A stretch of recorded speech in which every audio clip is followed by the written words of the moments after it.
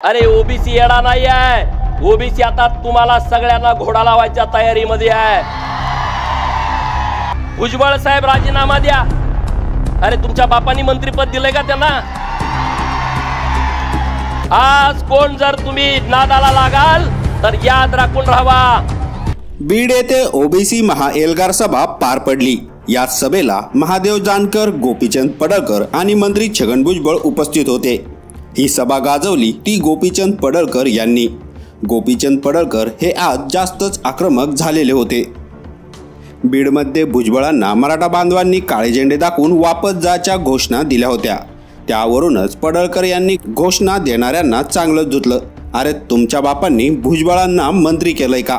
तुमचा बाप आहे भुजबळ असं म्हणत जोरदार धुतलं। तुम्ही आमच्या नादाला लागू नका, एक दिवस आम्ही तुम्हाला घोडा लावू असं म्हणत जरांगे पाटलांना देखील पडळकरांनी चांगलंच धुतलं। अरे आज तुम्ही ओबीसींच्या हातामध्ये सत्ता द्या ना।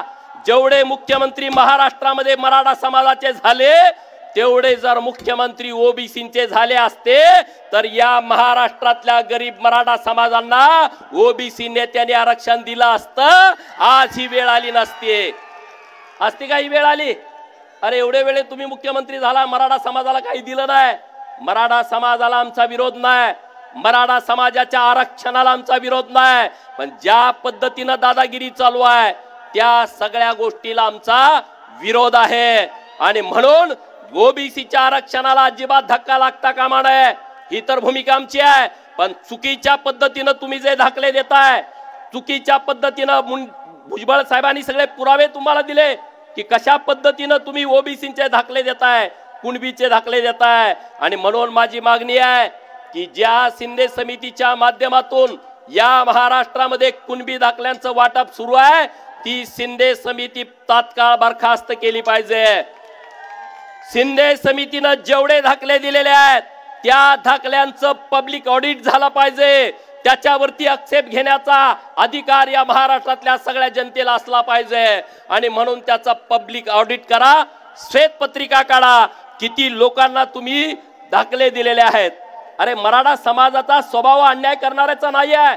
ही महाराष्ट्रातल्या मराठा समाजाला माझं आव्हान आहे, विनंती आहे, अरे तुम्ही तुमची स्वतःची आब कुणाच्या तरी नादाला लागून घालवू नका। तुम्ही तुमच्या स्वतःची एक आब आहे, ती आब तुम्ही राखा, कुणाच्या तरी नादाला लागू नका। हातात काही मिळणार नाही। माननीय छगन भुजबळ साहेबांनी जो लढा उभा केलाय ना, याला विचाराचा अधिष्ठान आहे। उगाच उठले आणि म्हणून लढ्याला सुरुवात केली असा त्याचा अर्थ नाही मित्रांनो। त्यांनी जो लढा उभा केलाय तो संविधानाला धरून लढा आहे। त्यांनी जो लढा उभा केलेला आहे तो महाराष्ट्रातल्या 346 जातीच्या अस्तित्वाचा विषय आहे। आणि म्हणून त्या लढ्याला एक वैचारिक अधिष्ठान आहे मित्रांनो। समोरच्या बाजूने लढा उभा केलाय, अरे काय त्याला वैचारिक अधिष्ठान आहे? त्याला कुठलं संविधानाचं अधिष्ठान आहे? अरे कुठलं अधिष्ठान नाही।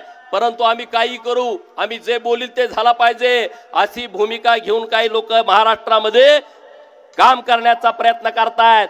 अरे ज्या मराठा समाजामध्ये छत्रपती शिवाजी महाराजांचा जन्म झाला, ज्या मराठा समाजामध्ये राजश्री शाहू महाराजांचा जन्म झाला, तो मराठा समाज अन्याय करू शकतो का? अन्याय करणाऱ्यांच्या विरुद्ध ही मराठा व्याख्या आहे। अन्याय करणाऱ्यांच्या बाजूने उभा राहणं ही मराठा व्याख्या होऊ शकत नाही। म्हणून महाराष्ट्रातल्या सुज्ञ मराठा समाजाने पुढे यावा। ओबीसीतून आरक्षण जे मागितलं जात आहे त्या विषयाला तुम्ही विरोध करावा। तुम्ही जर विरोध नाही केला तर तुम्हाला येत्या काही काळामध्ये तुमचा किती मोठं नुकसान या चळवळीमुळे होणार आहे हे तुम्हाला येणारा काळ हे तुम्हाला उत्तर देईल का नाही देईल? अरे आमची लोक बोलत नसतील, पण जेव्हा ती कृती करतील तेव्हा ती जोरात तुम्हाला त्याचं उत्तर दिल्याशिवाय राहणार नाहीत। मित्रांनो, डॉक्टर बाबासाहेब आंबेडकर साहेबांनी आम्हाला सगळ्यांना शिकवण दिली। शिक्षणाच्या बाबतीमध्ये आम्हाला सगळ्याला जागृत केला की तुम्ही शिका, संघटित व्हा आणि संघर्ष करा। मित्रांनो, आमची पोरं शिकायला लागली, वाघिणीचं दूध पेली आणि आज या महाराष्ट्रामध्ये मोठ्या प्रमाणामध्ये संघटित व्हायला लागली। पहिल्यांदा विठ्ठल रामजी शिंदे यांनी बुद्धाने दिलेला बहुजन शब्द हा मेन स्ट्रीम मध्ये आणला। मित्रांनो, बहुजन शब्द हा फार मोठा आहे।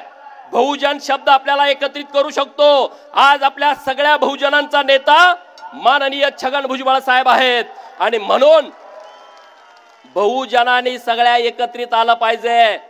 काशीराम नावाच्या एका नेतृत्वानं जुन्या बहुजन समाज पार्टी काढली, या देशातला सगळा बहुजन गोळा केला आणि त्यांना सत्ता स्थानापर्यंत नेला आणि महाराष्ट्रातल्या बहुजनांना ब्राह्मण विरुद्ध बहुजन आम्हाला नुसतं झुंजवत ठेवलं आणि या प्रस्थापितांनी सत्ता त्यांच्या ताब्यामध्ये ठेवली। मित्रांनो, विरोधात गेले तर आमच्या पोरांना भडकवायचं, ग्रॅज्युएट झालेल्या पोरांच्या डोक्यामध्ये काहीतरी कालवायचं, त्यांना कुणातरी शायफेक करा, कुठंतरी पुतळा जाळा, कुणाच्या तरी विरोधात बोलायला आम्हाला तयार करायचं आणि जेव्हा सत्ता येते तेव्हा मग मेहुण्याला कारखाना द्यायचा, सासऱ्याला मेडिकल कॉलेज द्यायचा, मग कुणाला तरी जवळच्या नात्यातल्याला सुतगिरणी द्यायची। अरे किती रामोशाच्या पोरांना तुम्ही सुतगिरण्या दिल्या, किती घिसाड्याच्या पोरांना तुम्ही MIDC मध्ये जागा दिल्या, किती नंदीवाल्याच्या पोरांना तुम्ही चौकामध्ये दुकान दिलं, ग्रामपंचायतचा गाळा दिला, काय दिलं आम्हाला? तुम्ही आम्हाला काही दिलं नाही। तुम्ही सगळं या सत्तेमधलं सगळं तुम्ही हिसकावून घेतला आणि म्हणून या बीडच्या सभेतनं सरकारकडे माझी मागणी आहे, सरकारकडे आमची विनंती आहे की ओबीसीच्या आरक्षणाला धक्का न लागता आम्ही आरक्षण देणार। अरे पण कधी? प्रत्येक जिल्ह्यात 60 जिल्हा परिषदच्या जागा असतात, प्रत्येक पंचायत समितीमध्ये 100 जिल्ह्यामध्ये 120 पंचायत समितीच्या जागा असतात। अरे 60 धाकी वाटतं की ही ओबीसी सगळा येडा आहे? अरे ओबीसी येडा नाही आहे, ओबीसी आता तुम्हाला सगळ्यांना घोडा लावायच्या तयारीमध्ये आहे। तुम्ही ओबीसीला येडं समजू नका।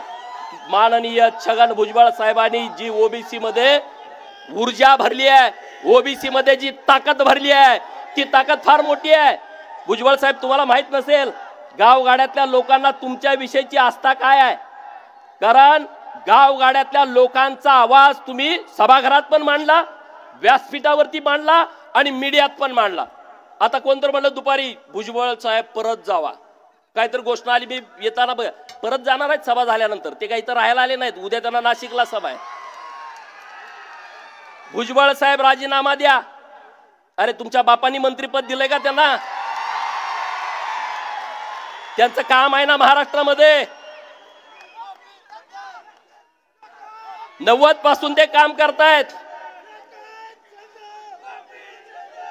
स्वर्गीय गोपीनाथराव मुंडे साहेबांच्या खांद्याला खांदा लावून त्यांनी काम केलंय ओबीसींच्या साठी आणि म्हणून आज कोण जर तुम्ही नादाला लागाल तर याद राखून राहावा, या महाराष्ट्रातला सगळा ओबीसी आता एक झालाय, तो ताकदीनं माननीय भुजबळ साहेबांच्या आणि व्यासपीठावरच्या सगळ्या मान्यवरांच्या पाठीमागे ठामपणे उभा आहे। आम्हाला राजकारणाची गरज नाही, आम्ही फार विचार करणारे कार्यकर्ते नाही, आम्ही येडे कार्यकर्ते आहोत। अरे इथं घरं जाळली, भुजबळ साहेबांना भूमिका मांडली, ज्यांची घरं जाळली ते म्हणतात की इतर लोकांनी आमची घरं जाळली।